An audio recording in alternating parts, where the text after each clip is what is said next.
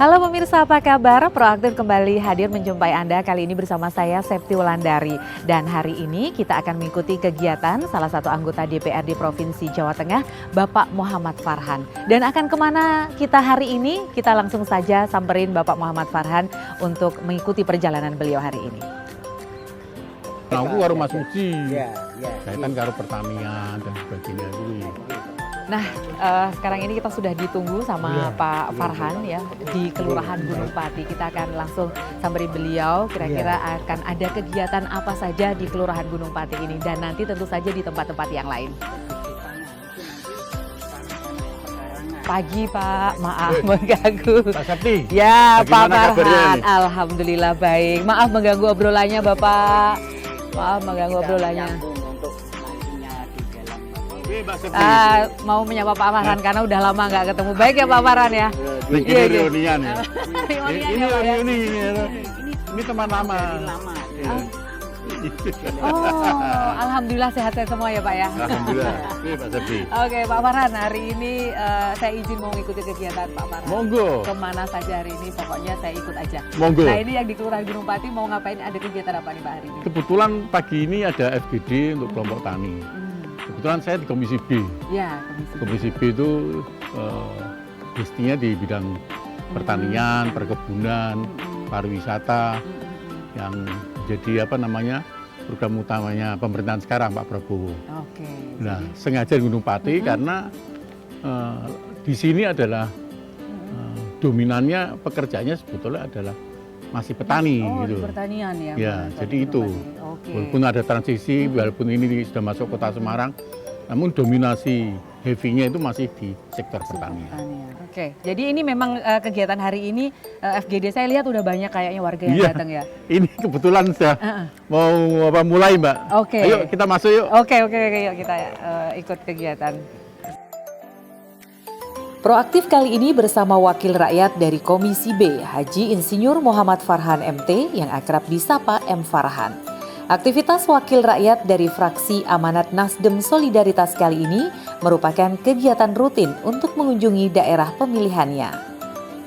Saat ini pemirsa kami ajak ke Kota Semarang, tepatnya di Kecamatan Gunung Pati, Kelurahan Gunung Pati untuk mengikuti kegiatan Focus Group Discussion atau FGD bersama warga.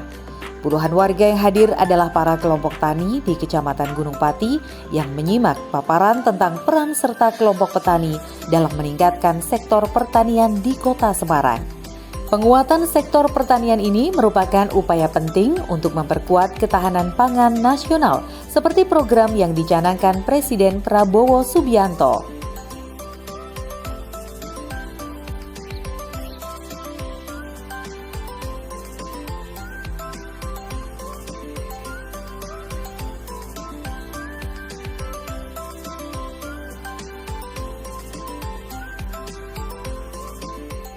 Tanah-tanah yang ada di Kecamatan Gunung Pati, khususnya di kawasan Gunung Pati ini tanah kurang lebih 1 hektar.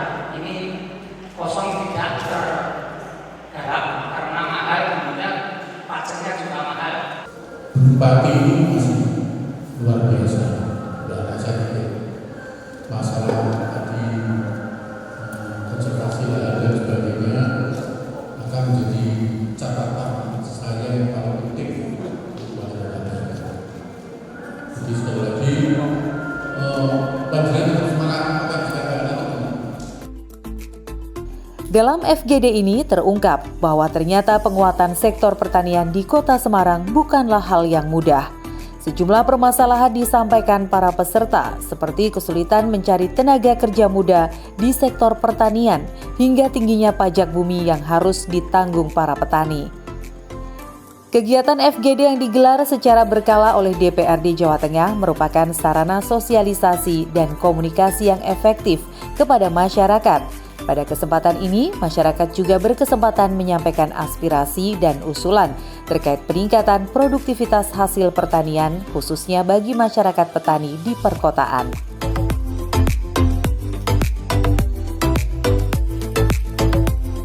Oke Pak Farhan, ini tadi habis diselenggarakan FGD ya dengan kelompok tani di Gunung Pati. Nah tadi muncul beberapa aspirasi gitu dari masyarakat gitu ya Yeah. tentang ya di Kota Semarang Yeah. gitu ya yang wilayah urban, tapi juga Yeah. ini ada wilayah yang ini masih dominan pertanian. Jadi Yeah. tadi banyak aspirasi yang muncul dan keluar Yeah. yang muncul itu akan seperti apa ini, Pak? Intinya satu ya, bahwa kami akan menyampaikan kepada pemerintah kota, secara khusus Wali Kota Baru, bahwa daerah konservasi di Gunung Pati ini memang harus dipertahankan. Mengingat ini adalah salah satu sumber sektor pertanian yang masih dominan. Yeah. Jadi itu yang perlu saya sampaikan kepada Wali Kota Baru. Kemudian secara lebih menyeluruh bahwa apa yang terjadi di catatan kami adalah Gunung Pati ini jangan sampai secara secara keluasan berkaitan dengan lahan pertanian menjadi hilang gitu loh. Berkurang atau Berkurang, hilang gitu ya. iya. Karena kondisinya sekarang kan dari tadi yang aspirasi yang disampaikan kan sudah berkurang banyak, kemudian Betul sekali. perumahan, kemudian Dan juga hasil produksi pertanian juga masih dominan loh. di sini. Durian, rambutan, Iya, betul. jagung, ternyata itu masih dominan. Dan ini menjadi program bestinya Pak Prabowo pemerintahan sekarang. Untuk ketahanan pangan juga Ketahanan ya. pangan. Oleh karenanya kami akan menjadi catatan kami dalam rangka menyampaikan masalah ini kepada pihak pemerintah, pihak eksekutif. Jadi itu, Mbak. Oke. Septi. Nah, ini tadi kan ada semacam aspirasi juga tentang petani itu mengeluhkan tentang sekarang ini minimnya tenaga produksi, Petani, ya. tenaga yang aktif, petani yang aktif Ya. gitu ya, Ya. yang masih produktif. Kemudian juga nilai NJOP pajak yang dianggapnya cukup tinggi gitu ya Ya. di wilayah pertanian gitu, Ya. karena memang kota gitu ya Pak Ya, Semarang ini. betul. Nah, ini gimana untuk hal yang semacam itu? Nah, jadi kita sadar bahwa apapun yang terjadi, walaupun Gunung Pati ini daerah rural, tapi statusnya adalah di bawah pemerintah kota. Kota Semarang, betul. Sehingga lahan itu ya NJOP-nya tinggi. Satu-satunya jalan akan kami suarakan kepada Kementerian Keuangan, kepada pemerintah kota, bagaimana meninjau kembali beberapa lahan yang ada di Gunung Pati ini, NJOP-nya harus bisa berkurang gitu loh. Jangan sampai mahal. Ini yang harus saya sampaikan. Oke, tapi kalau secara strategi untuk tata ruangnya sendiri, emang di Gunung Pati ini dari Pak Farhan, sepengetahuan Pak Farhan sendiri akan seperti apa sih pengembangannya nanti? Apakah memang tetap harus, memang ya mau nggak mau harus tetap dipertahankan ini untuk Harus petani? dipertahankan. Oke. Masyarakat harus sadar bahwa banjir di Kota Semarang bawah ini akibat membuka lahan di Gunung Pati. Salah satunya itu juga. Salah satunya gitu ya. itu di Mijen. Ini harus dipahami. Oke. Jadi dua-duanya harus kena ini, Iya, gitu iya, loh. betul. Jadi Fungsi lingkungan dan fungsi ekonomi ini harus kita melihat secara lebih rigid gitu loh. Oke, baik. Itu, Mbak Jadi Septi. Pak Farhan nanti ini soal ini berarti memang harus jadi salah satu tugas Pak Farhan ini Ya, untuk ini membawa aspirasi catatan kami, Mbak. masyarakat. Oke. Yang kebetulan kami ada di Komisi B. Dan sekarang Presiden Prabowo heavy-nya ada di sektor ini, Oke, gitu, Mbak. Oke, baik. Ini tadi Ya. mudah-mudahan Saya matur ini ya, nuwun, Pak. Mbak. Oh ya, oke. Ya. Nah, ini setelah ini kan masih ada banyak kegiatan ini Pak Ye. Farhan. Gitu. Ye. Saya masih mau ngikutin kegiatan Pak Farhan berikutnya. Oke, terima kasih. Monggo. Oke, Ye. baik. Mari, Pak. Monggo.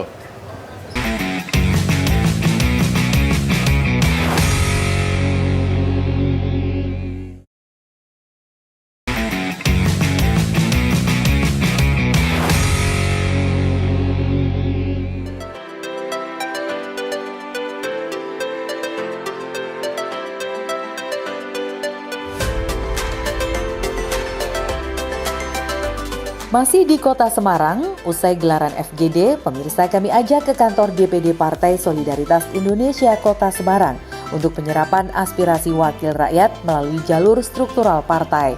Diusung oleh PSI, M. Farhan pada pemilu tahun 2024 terpilih sebagai wakil rakyat mewakili daerah pemilihan Jawa Tengah 1 yang terdiri dari Kota Semarang.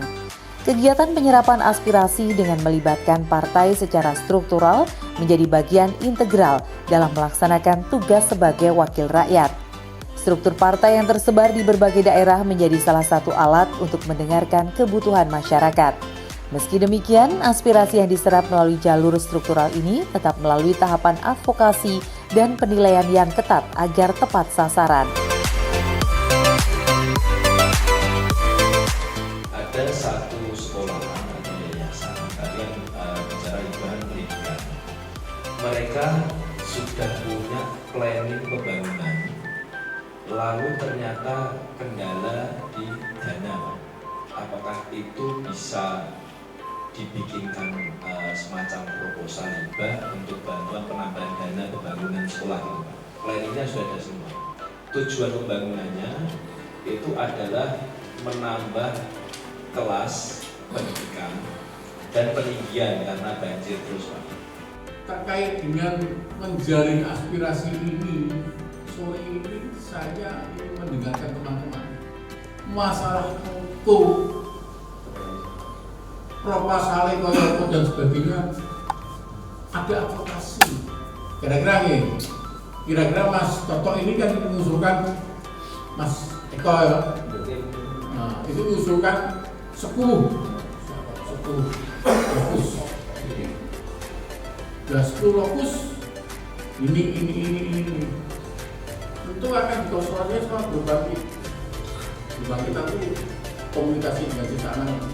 Ini 10 sumber. Tetapi beliau sini bisa bilang syukur-syukur bisa kaget. Bukan ngono.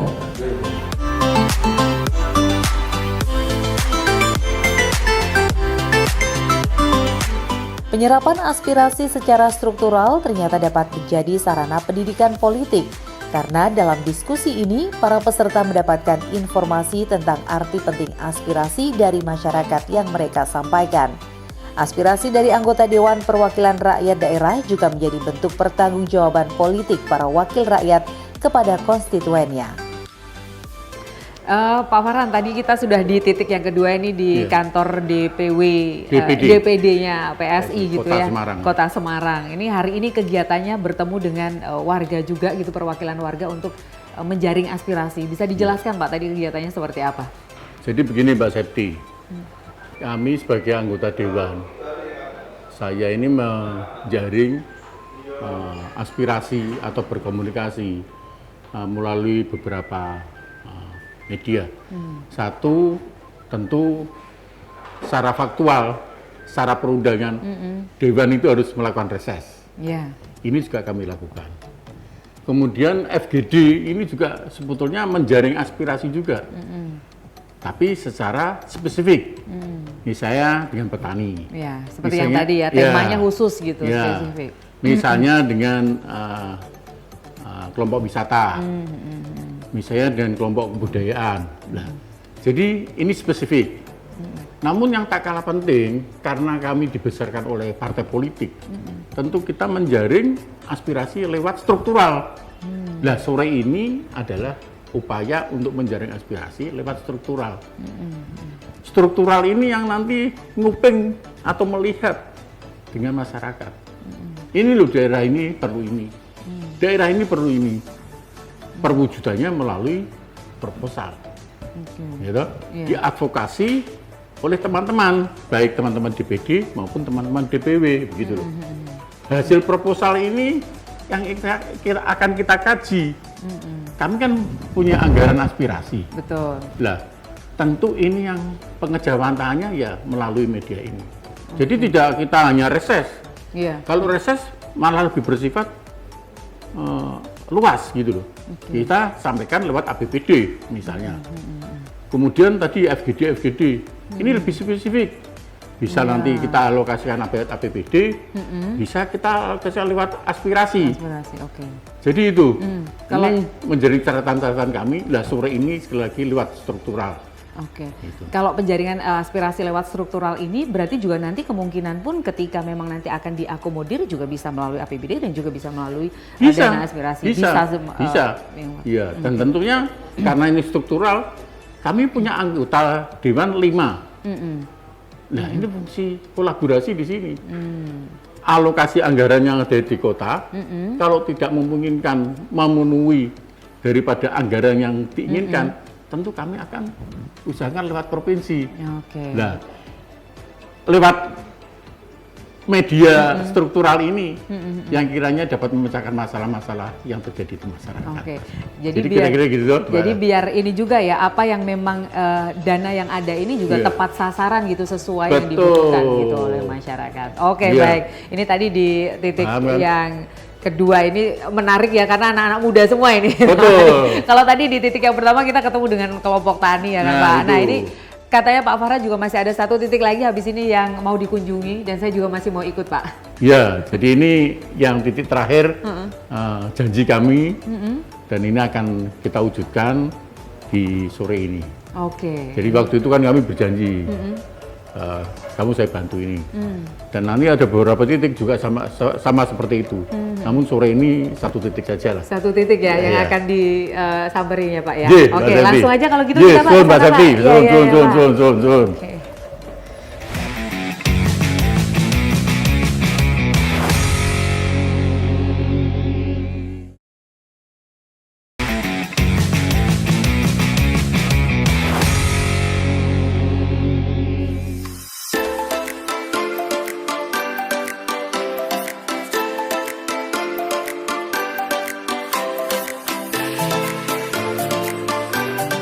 Oke, Pak Farhan, ini kita Iya. sekarang sudah di daerah Kerobokan ya. Iya. Dan ini kegiatan kita hari ini di sini ngapain ini Pak Farhan? Iya, saya memenuhi janji pada teman-teman warga RT 06 RW 12 Kelurahan Kerobokan dalam rangka untuk memberikan paket tenda untuk kemaslahatan warga di sini.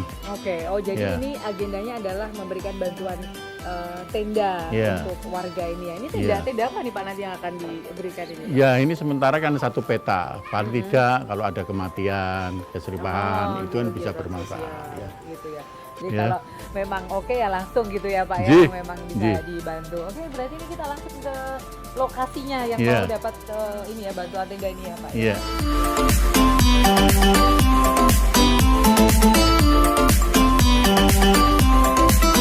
Warga RT 6 RW 12 Kelurahan Kerobokan, Kecamatan Semarang Barat, Kota Semarang mendapatkan bantuan tenda pertemuan dari M. Farhan. Warga menyambut baik dan berterima kasih atas bantuan tenda yang dapat dibongkar pasang ini. Atas nama warga RT 06 kami terima kasih sekali. Sekian, wassalamualaikum warahmatullahi wabarakatuh. Jadi itu harapannya ini dapat bermanfaat Pak RT. Nah, dan ke depan kita tetap jalin silaturahmi, komunikasi untuk dalam rangka kepentingan warga. Saya pikir itu sekali lagi saya tidak dalam kapasitas sekarang ini kampanye, Pak. Namun paling tidak saya ini lahir di Semarang. Saya warga Semarang. Kebetulan saya dulu kuliah juga di Semarang. Dulu pegawai balai kota di Semarang. Alhamdulillah doanya panjenengan saya dapat duduk di DPRD Provinsi Dapilnya Kota Semarang. Ini adalah yang jauh kehendak Tuhan Allah SWT, bahwa saya ini jujur wae melaku apanane akhirnya sudah diwakili panjenengan. Nggih, sekali lagi saya matur nuwun, silaturahmi tetap kita jalin, komunikasi tetap kita jalin. Bila ada apa-apa bisa sampaikan pada PRT, mungkin PRT nanti bisa komunikasi dengan kami. Meski sederhana, tenda pertemuan sebagai salah satu bentuk perwujudan aspirasi ini memiliki nilai sosial yang tinggi. Warga dapat menggunakan tenda ini untuk pertemuan, acara hajatan juga digunakan jika ada warga yang meninggal. Budaya Timur yang kental dengan sifat komunal antar warga semakin terfasilitasi dengan adanya bantuan tenda ini. Nah ini penerima bantuan tenda tadi ya Pak Farhan. Betul. Ketua RT, Pak Ketua RT 6 RW 12 Iya. Kelurahan Kerobokan ya Pak ya. Pak Mulaton ini gimana nih Pak dapat bantuan tenda ini dari Pak Farhan? Dari kami itu terima kasih sekali karena Pak Farhan ini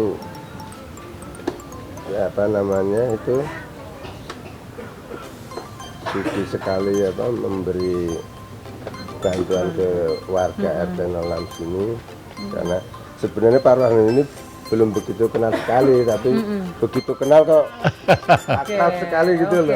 Jadi langsung akrab ya Pak Langsung ya di akrab, sini. jadi benar-benar Ya. bermasyarakat benar-benar Pak Farhan. Oke, gimana apa yang mau disampaikan ke Pak Farhan dan mungkin juga dari DPRD provinsi gitu, karena dengan adanya bantuan. Ada harapan lagi ke depannya seperti apa? Ya kalau dari RT 06 sini tuh harapannya sebenarnya banyak ya. Udah langsung banyak Pak Farhan. Harapannya banyak Pak Farhan. Tapi mungkin apa namanya itu ada program, ada rumah atau apa, mungkin Pak Farhan bisa mengajukan ke Pak Farhan, bisa nggak kira-kira Pak Farhan? Ya nanti apa-apa yang disampaikan berkaitan dengan keinginan warga RT 06 bisa disampaikan lewat mekanisme tadi reses, mungkin FGD, atau mungkin nanti lewat struktural di DPC PSI Semarang Barat, nanti biar komunikasi dengan tim kami gitu Pak. Selain itu ini ya kita tuh bagi warga punya anak sekolah ya, yang penting itu yang sudah itu Iya. sekolahnya Pak tuh kadang-kadang Iya. yang Iya. kita angkat apa namanya itu kadang sekolah ini kan biaya semakin Tinggi. tapi sebenarnya pemerintah sudah ada, Hmm. cuman kadang-kadang agak sulit kalau mencari sekolah yang apa namanya Operasionalnya gitu ya Pak ya hari Iya. Jadi Oke. kita bisa menyekolahkan anak dengan tenang gitu. J Pak, itu nanti catatan kami untuk teman-teman yang ada di Gedung Berlian, khususnya saya sebagai dapil di Kota Semarang. Saya pikir itu. Pada dasarnya semua aspirasi itu akan ditampung untuk kemudian nanti Betul Mbak seperti Septi, gitu ya, betul Pak Mbak Farhan, Septi. ya? Oke. Jadi kami wakili dapil, nanti kita akan komunikasi dengan teman-teman yang lain, khususnya di komisi yang membidangi. Aspirasi ini kan macam-macam ya Pak, beragam gitu. Iya. Pak Farhan ada di Komisi B yang dimana di situ juga ada bidang-bidangnya khusus Betul. gitu. Nah bagaimana dengan aspirasi-aspirasi yang tidak dalam Di luar Komisi lingkup B. Komisi B? Apakah itu kemudian juga bisa diusahakan atau seperti apa mekanismenya Pak? Iya, jadi begini, aspirasi yang saya catat, yang saya terima, itu tidak terjebak di Komisi B. Jadi yang membidangi perekonomian. Yang namanya wakil rakyat ya paling tidak kita mendengarkan problem-problem atau aspirasi yang berkembang di masyarakat. Kita kolektif kolegial dalam arti apa yang menjadi catatan kita pada saat menyerap aspirasi, utamanya pada saat reses, kita akan bawa ke di ruang lingkup DPRD provinsi.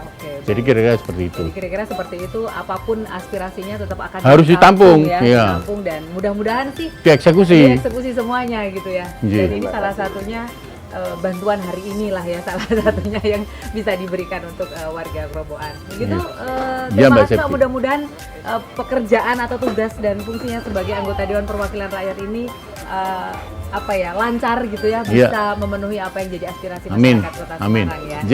Selamat Pak, mudah-mudahan bermanfaat ya untuk warga Grobogan lah ya Tena ya. Nanti yang lain-lain J, Pak RT, harapannya itu juga. mugi-mugi Dan- bermanfaat, J. Terima kasih Pak J, Farhan, terima sampaikan kasih. salam untuk warga. Terima kasih. Suwun, suwun. Baik, makasih juga Pak Yuk. Farhan hari ini Terima sudah kasih. dibolehkan Sehari untuk saya ikut didampingi. kegiatan sehari bersama Pak Farhan hari ini ya, proaktif. Dan pemirsa, itu tadi kegiatan proaktif hari ini bersama anggota Komisi B DPRD Provinsi Jawa Tengah Bapak Muhammad Farhan. Kita akan kembali lagi di episode berikutnya. Saya Septi Landari dan juga kerabat kerja bertugas undur diri. Selamat pagi, sampai jumpa.